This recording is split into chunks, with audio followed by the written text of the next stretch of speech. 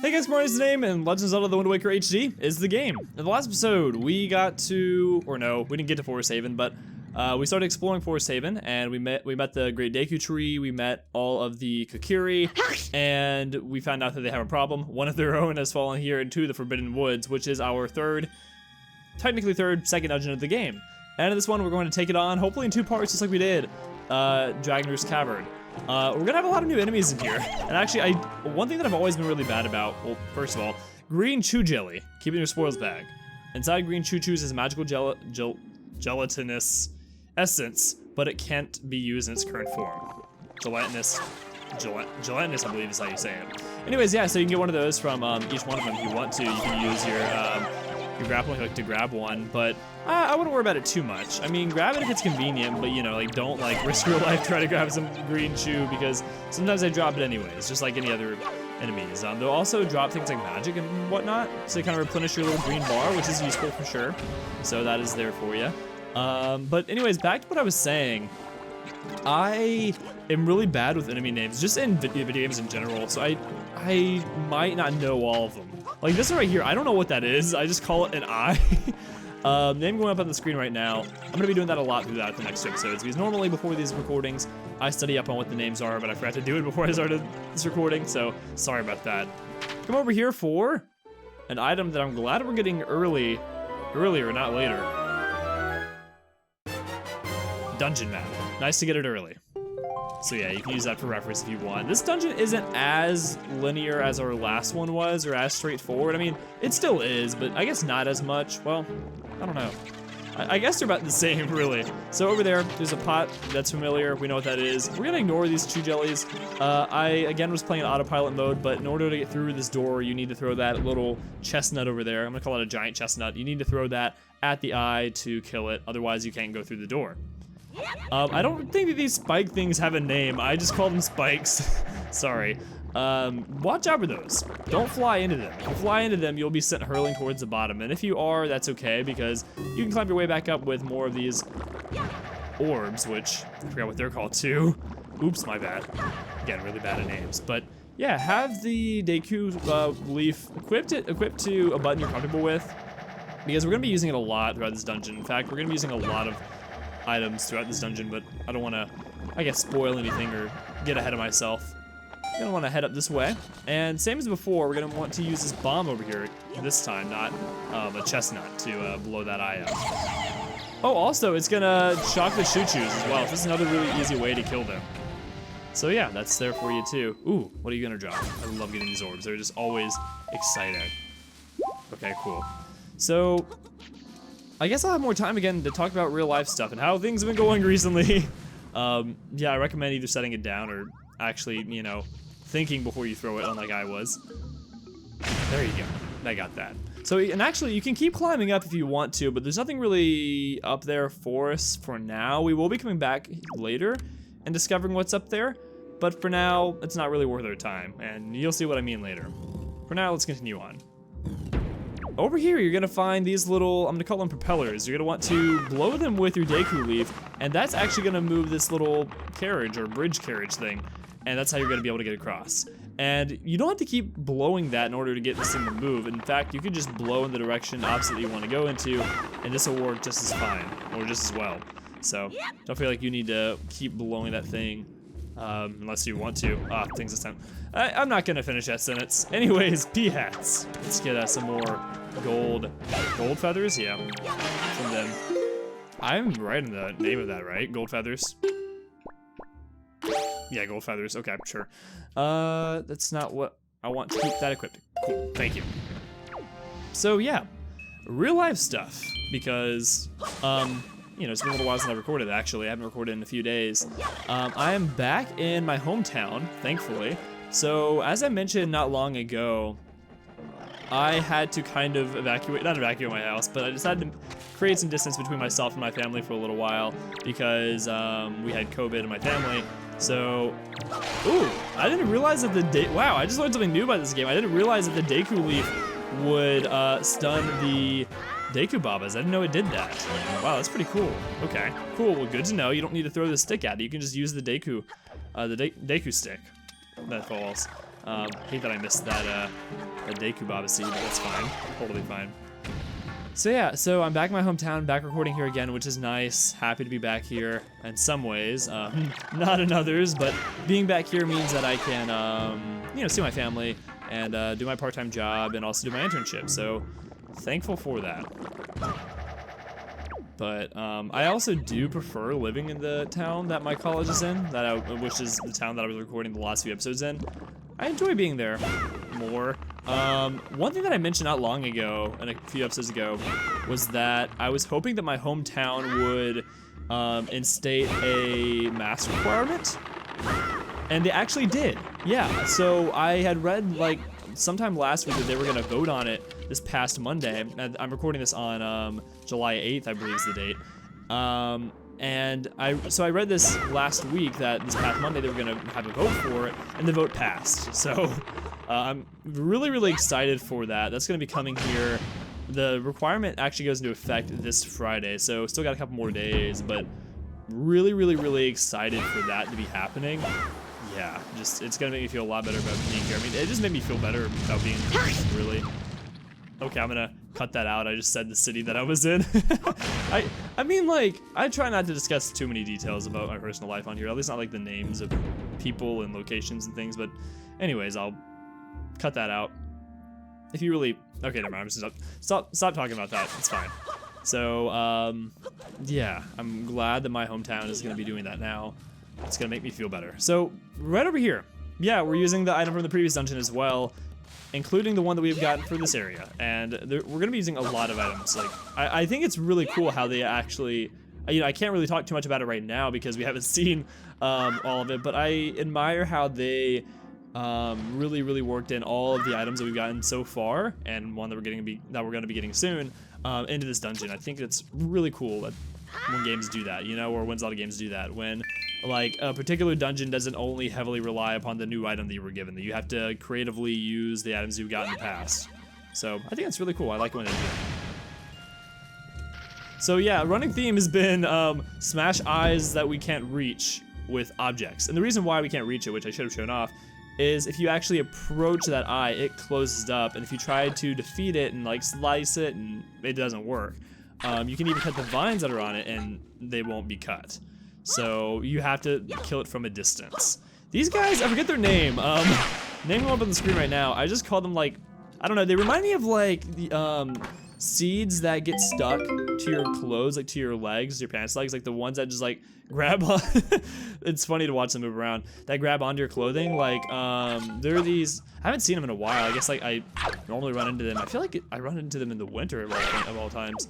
But anyways, there's seeds that like grab onto your clothing, and like they're good at like grabbing onto like the fur of animals and stuff. Like that's how they travel. It reminds me of those kind of seeds. If you guys have any experience with anything like that, because there's this like a seed group that I've, you know, growing up, I remember like always getting them on my pants and stuff. So this room right here, you can try barging straight through. It's not gonna work really well for you because there's spikes everywhere. But you don't know where they are until you get within a few feet of where they are. And by that time, it might be too late and you might already be running into them and taking damage. So you have to just kind of move slowly throughout this area unless you just happen to know it well. You're gonna want to use a bomb to break both of the wooden obstacles getting in our way, right here and over there. Over here, you will get the compass. Also happy to be getting this early in the dungeon. So you can look at your map, and I didn't show this off in the past, but you can now see all the treasure chests that are on a particular floor, that are on each floor. So you can use that to make sure you're not missing anything. It's definitely a nice tool. A lot of the treasure chests that appear on there, though, are just things like rupees and, you know, nothing like, I mean, too crazily important. But there are a few things such as treasure charts that are hidden throughout here that you're gonna want to get if you're going for 100%, and you want to grab that kind of thing. So right over here, I didn't just like point this out earlier, but you're gonna find leaf piles throughout this dungeon. If you load those with your Deku Leaf, you can just get some rupees and stuff like that. So nothing too big, but that's there for you. So that's what happens when you run into these guys. I think it takes half a heart, was that right? Yeah, so, you know, kind of move a little slowly unless you really just know where they are, and even if you do know where they are, probably still best to move slowly. Make your way around over here, and now that we've thrown the bomb across the spikes over to here, we're able to access this treasure chest, which, if I can get in front of it, a small key. Cool. And instead of having to crawl your way all the way out of here, you can just do a little shortcut by using these bulbs right here. Oh, what are they called? I forget what they're called. Yeah. Anyways, right up here, you're gonna want to grab this. I should not have picked it up, actually. Let's see, we can put it back down. You don't pick it up because when you break the pot, it's gonna drop a joy pendant. So if you throw it over the ledge, actually in my practice attempt, I threw it over the ledge and the pot landed where some spikes were, so I wasn't able to get the joy pendant in my practice run. So, you know, don't do that, just break it up there. You know, unless you just want to miss out on a joy pendant like I did. But the game's throwing a lot of joy pendants at us, actually. How many do we have? Like, I'm guessing 18? 24, wow. Didn't realize I had that many. Oh, and I failed to mention that the effect of these guys is that they slow you down. So, not a big deal right now, but you know, if we're in battle later, that might actually turn out to be kind of a big deal. So, you can just get rid of them by doing a spin attack. And they don't actually harm you as far as, you know, as far as I know, they don't. They don't take any hearts or anything away from you. They're just kind of a pain. So, now that we've gotten that small key, we're gonna wanna head this way to this locked door. Nothing in this dungeon is too difficult to remember, or it's mostly pretty straightforward, I would say. The beginning dungeons of this game are really easy. So, there you go. Let's see if I can, there you go, kill you, but fall in the water in the process. It's fine. At least you won't torture me or terrorize me as I go across this little area over here. Wow, actually, it managed to like die over there, where its rupee didn't fall into the water. Interesting. So, yeah, that effect is coming to my town soon. Excited for that. Anything else new? Nothing really besides just like, you know, I was able to return my internship today, and, you know, that was fine. At my internship, I just tend to do kind of boring office work, you know, like, you know, I file stuff and print stuff and boring things like that. So, you know, I wasn't really, in my opinion, missing out on too much to begin with, but, you know, still happy to be back, I suppose. New enemy right here. I forget what they're called, man. Name going up on the screen right now. They will poop out or give birth those little things to grab onto you and slow you down, so then they can attack you. So, you know, they're not too hard to take on at all. You can actually do the reaction command on them, which it's really cool when you do that. You like jump ahead and you slash their head as they charge you. It's pretty cool. But no, just do a spin attack and it's a really easy way to take care of them. I just kind of want to, okay, come on, die. This guy really doesn't want to die. It's kind of bothering me though. Okay, yes, got him. Okay, and you're done too, nice. Not that you need to kill the enemies in here for any reason, but I guess I just kind of felt like it. Moving forward, more P-hats. Watch out for those. There's actually a lot of P-hats in this area, so I recommend you kind of take them out while you can. There you go. Other than that, nothing really has been going on with me. So, you know, just this week that I'm recording this has been all about, you know, getting back in the swing of, you know, returning back to my job. Oh, no! Okay, no! I was gonna say, don't let them hit you in the air because they'll send you flying. Ah, that stinks. Oh, but at least I get the opportunity to come over here and grab this orb that I didn't know was here earlier. Yeah, a lot of P-hats up on that 3rd level. Oh, he's gonna sink down here for me. How kind. So yeah, watch out for them. If you're in this thing right here and you see that they're around, you know, just avoid them or maybe just, actually, I was gonna say don't fly with your Deku Leaf when you come back out if you know they're flying through the air, just kind of avoid them for the time being. Anyways, let's see, can I grab some, there you go, golden feathers, that'd be nice, yep. And that one over there, if I can pull this off, yes, I got all 3, cool, let's get out of here. My practice run, I was like trying to grab the golden feathers without having to like kill them. I just wanted to grab the golden feathers and run, but I, you know, had a hard time. But I got them that time. Anyways, mini boss time. Name of this enemy going up on the screen right now. It looks a lot like what we saw over there in the past. I really like this mini boss a lot. It's just, I mean, do we have a mini boss in the last one in Dragon vs. Cavern? I guess we did. We fought the two bokoblins and the moblins, but this is a real mid-boss. I'm really excited for this. So, all right, what I recommend doing is, if I'm remembering right, oh no, okay. Use your Deku Leaf. It'll kind of throw it up in the air like that, and then you can attack it. When you do, it will spit out some of its babies. So, you know, watch out for that. And also watch out for this attack as well. There actually is something you can do for that. I wanted to show it off right there with the reaction command, but I'll hopefully get a chance to do that here in just a moment. Yeah, your Deku Leaf will pretty much stun it. It kind of floats in the air for a second, then you can slash it. And you can see it's kind of losing its wings at the same time. Lock onto it. I'm wanting it to do the thing.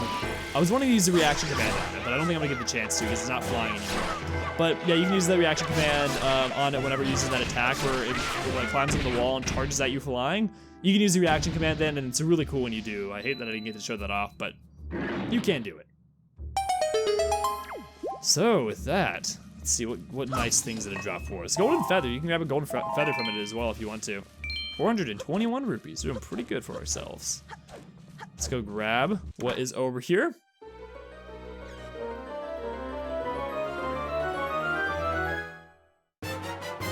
You got the boomerang. I know what you're saying, Cameron. Didn't we already get our item for this dungeon? Nope. 2 items from 1 location. Pretty cool. Target specific objects by holding the button you set it to and aiming at something until the red targeting cursor changes to a, I think I called it like a zing. Yeah. You can target up to 5 objects at once. Nice. So we now have 3 main items. Cool stuff.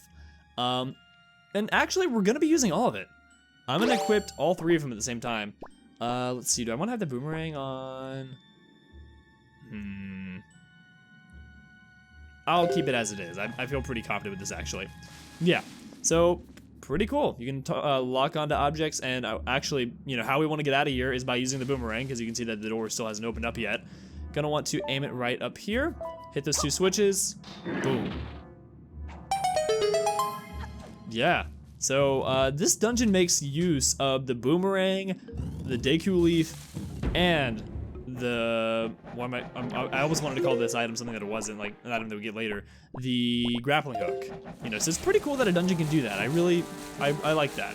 Okay, so we're gonna avoid these guys because they're just kind of a pain. You're gonna want to make your way over here. Previously there was no way to take out these 2 eyes, but now we can.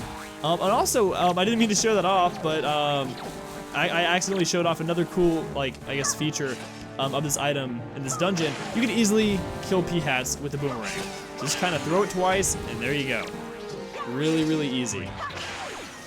Not nearly as big of a pain in the butt as they were before. Once you take away their wings, they just kind of hop around like this. I feel kind of bad, but oh well. Let's grab that golden feather before we kill it. Oh! Oh, and you can't grab a golden feather from it when it doesn't have wings. Gotcha. That makes sense. Okay. Well, anyways, let's head on in. And even if you manage to find a way to kill those eyes before you got into here, you know, that'd be to no avail because we have to knock these things down to get through. Not sure exactly what they are. I guess they're just kind of seeds that are floating nearby. But yeah, you can target up to 5 things at once. You can sometimes get lucky and hit things that you didn't target if you kind of target something that's like in the general area, you know? Boomerang always does come back, fortunately. But sometimes it gets caught on objects and it doesn't make its full rounds depending on, you know, what exactly happens. So we're doing pretty good on our energy bar. So what you're gonna want to do is be ready to use your Deku Leaf because you're going to want to roll off the ledge, use it, and if you do that, you can just barely make it across. Pretty cool. And for that, we grab a joy pendant. Cool. Like nectar-filled blossoms. Okay, so we're back into the original room that we were in earlier. And what you're gonna want to do is use your boomerang to cut down these little vine things right here that are holding this flower. If you got onto here earlier and you tried to slice them off, I mean, you could slice it with your sword, but they would grow back instantly. But now, we can do it all at once.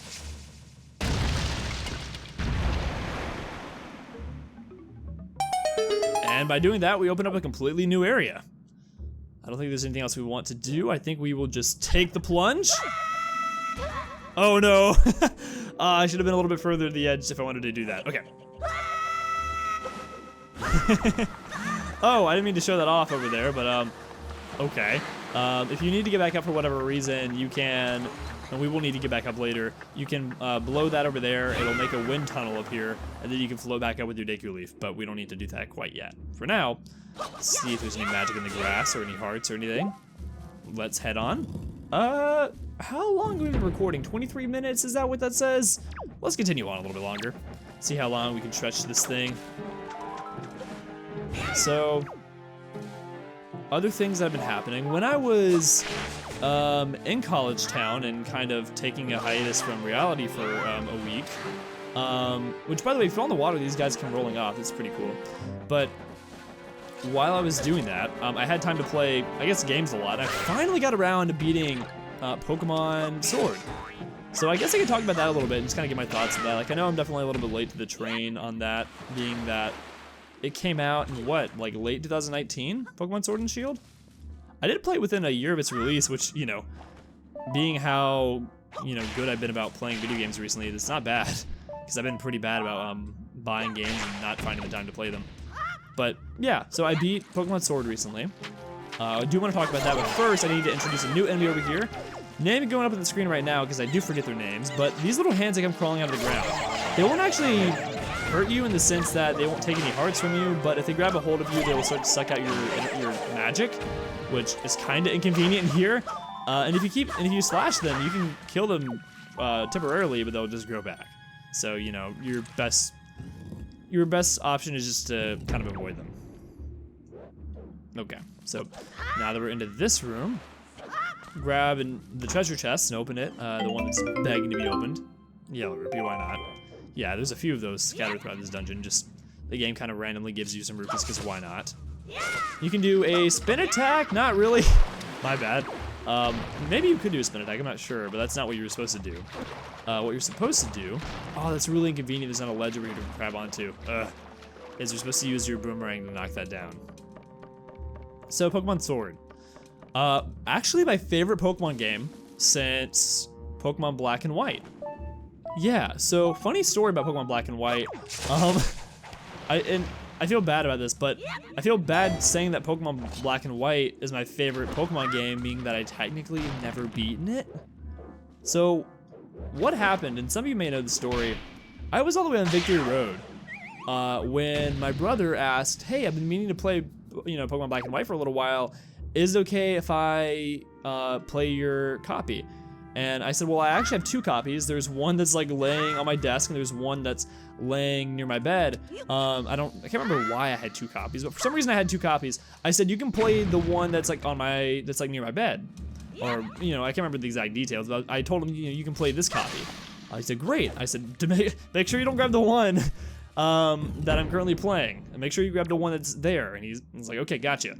He grabbed the wrong one and erased my copy of me being on Victory Road. So I never actually beat Pokemon Black and White.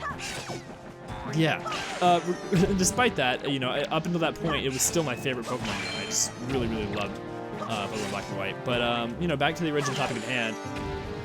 Yeah, Pokemon Sword has been my absolute favorite Pokemon game, since Pokemon Black and White. And then, you know, that's been like, what, 2011? So yeah, my favorite Pokemon game in like almost 10 years. Yeah, it's really, really good. I like it a lot. It has a lot of personality, which is typically the biggest thing when it comes to me in video games. Is just like, does the game have like a lot of like character and personality, and does it, you know, kind of like, you know, like, what am I trying to say? Does it kind of give you like an impression, like a good impression of itself? And you know, Pokemon Sword really, really did that for me. It just really had a lot of character and personality to it, and I had a great time playing it. And a lot of the things that people complained about, such as, you know, like, well, people complained about the National Dex long before the game even came out. Like, that was never a really big deal to me. Wait a moment, I need to focus on the gameplay right here because I'm kind of not thinking about what I need to do. I think we need to come right up here, am I right? Yeah, perfect. Okay, cool. So, that never really bothered me. What else did people complain about? They complained about the animations and like the shadows weren't perfect. Like, I don't know. I mean, I grew up I grew up on Nintendo. Graphics have never been my biggest thing for games. It's never been like, you know, the thing that I hang my hat on. I mean, don't get me wrong. Like, I love, like, you know, pretty game as much as the next guy. I mean, I go on and on about how pretty Breath of the Wild and Okami are, and how I love those games for their visuals. But you know, it's not what makes or breaks a game to me. So, you know, that complaint never really seemed like that big of a deal to me personally. Crap. Didn't mean to do that. At least we get to see the effects firsthand of what we did. I wasn't supposed to fall. But anyways, by throwing the bomb through there, we were able to kill the eye that was in that treasure chest, and now we can get into it, which actually, doing that works out perfectly. I don't need to climb back up at all. I can just climb up into here.